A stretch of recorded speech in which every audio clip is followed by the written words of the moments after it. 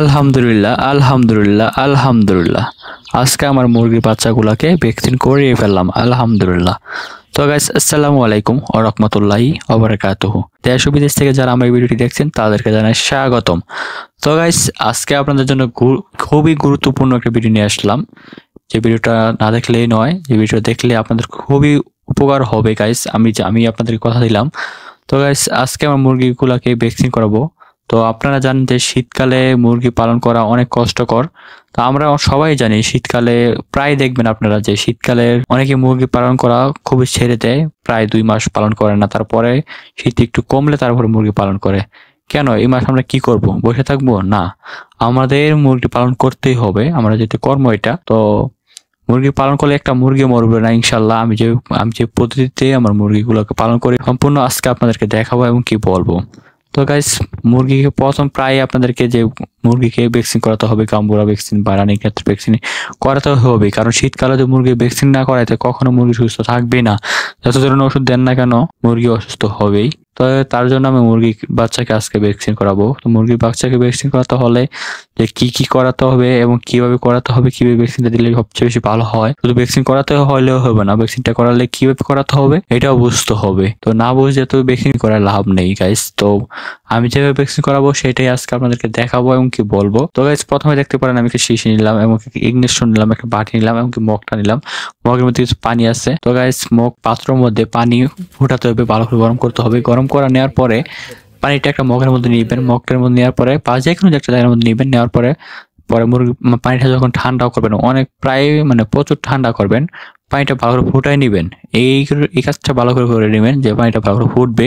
ফুটানোর পরে পানিটা ঠান্ডা করবেন। করানোর পরে ঠান্ডা করে তারপরে ভ্যাকসিনের মধ্যে আপনি ইঞ্জেকশনের মধ্যে নেবেন। তাই দেখতেই পারেন যে আমি মুরগির বাচ্চাগুলো নিয়ে এসেছি, যে আমার মুরগির বাচ্চাগুলা কেমন হয়েছে। তো মুরগির বাচ্চা আরো আছে, পরে দেখাবো।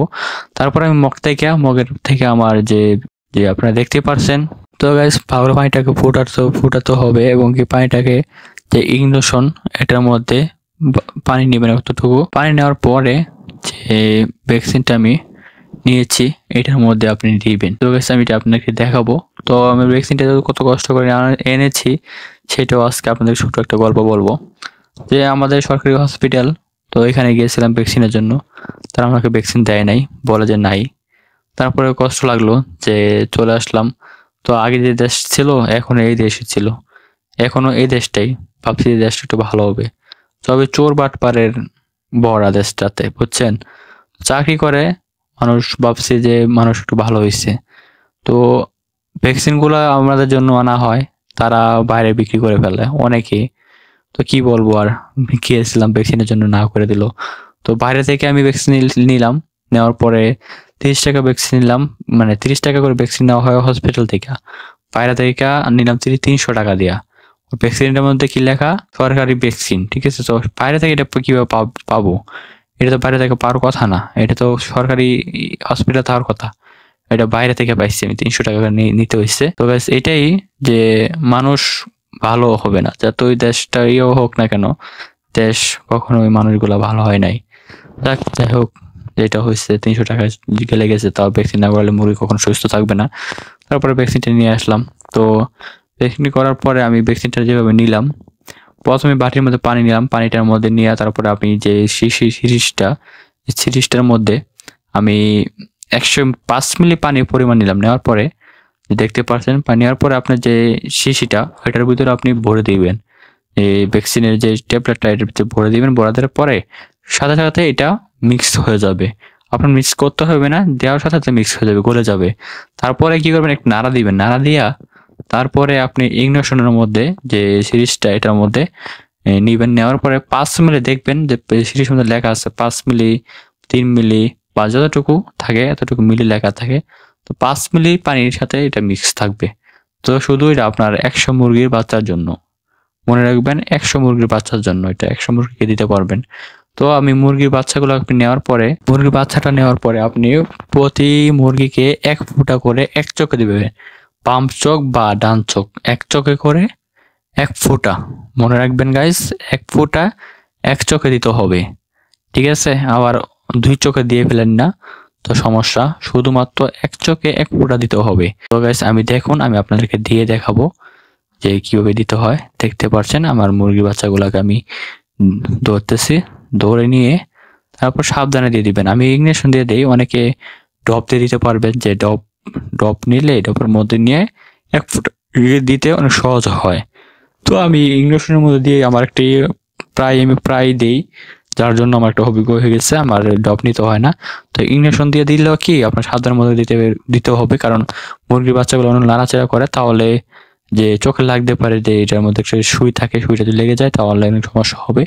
তো আমি দিই সবসময়, আমার একটা অভিজ্ঞ হয়ে গেছে। কিন্তু আমিও একটা লোক থাকলে কি, একটা মানুষ যদি আরেকটা মানুষ থাকে তাহলে বাচ্চাটাকে ধরলে একজন দিতে অনেক সহজ হয়। তো আমি এভাবেই দেই, কিন্তু আপনাদের দেখানোর জন্য আজকে মানুষ পাই নাই। তো আমার আম্মু আমাকে সহযোগিতা করে, তো ওনাকে আজকে মানে ক্যামেরার সামনে আনি নাই, তো আপনাদেরকে দেখানোর জন্য আমি নিজেই দেখতেছি। তারপরে বাকিগুলা ওনাকে নিয়ে দিব। তো আমি যতটুকু পারি আপনাদের দেখাই।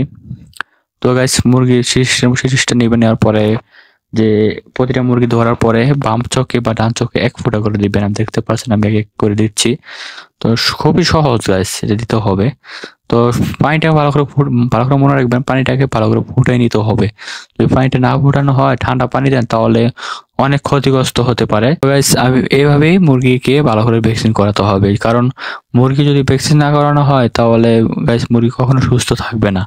কারণ যে শীতকালে মুরগি অনেক ধরনের রোগ হয়, রানীক্ষেত, গাম্বুরা এবং কি আরো অনেক ধরনের রোগ হয়। কিন্তু দেশি মুরগি, অনেকে বলতে পারেন যে দেশি মুরগিতে এত রোগ ঝামেলা কেন? দেশি মুরগি তো ভাই অনেক ধরনের রোগ হয়। দেখবেন আপনারা মুরগি পালন করেন যারা বাসায় বা যেভাবে পালন করেন না কেন, দেখবেন মুরগি কি কমন একটা রোগ হয়, চোখের মধ্যে গোটা হয়। তারপরে চোখের গোটাটা অনেক বড় হয়ে যায়, কিছুদিন পরে মুরগিটা মারা যায়। তো এর জন্য ভ্যাকসিনটা করাতে হবে। ভ্যাকসিনটা করালে কখনোই আপনার এই মুরগির বাচ্চাকে এই রোগগুলা দেখা যাবে না। যখন আমি মুরগি পালন করতাম, যখন মুরগি পালন করি না, আমার বাসায় পালন করতো, 2-1টা করে মুরগি পালন করতো, তখন এইগুলা বুঝি নাই। মুরগির বাচ্চা দেখতাম প্রায় যে শীতকাল আসলে মুরগি একটা বাচ্চা ঠিকে নাই।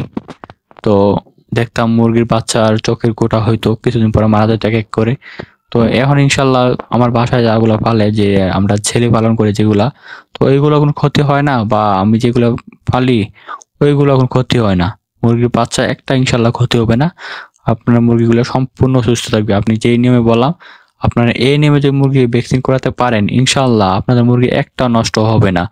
তো গাইস, আমি যেভাবে দেখাইছি এইভাবেই।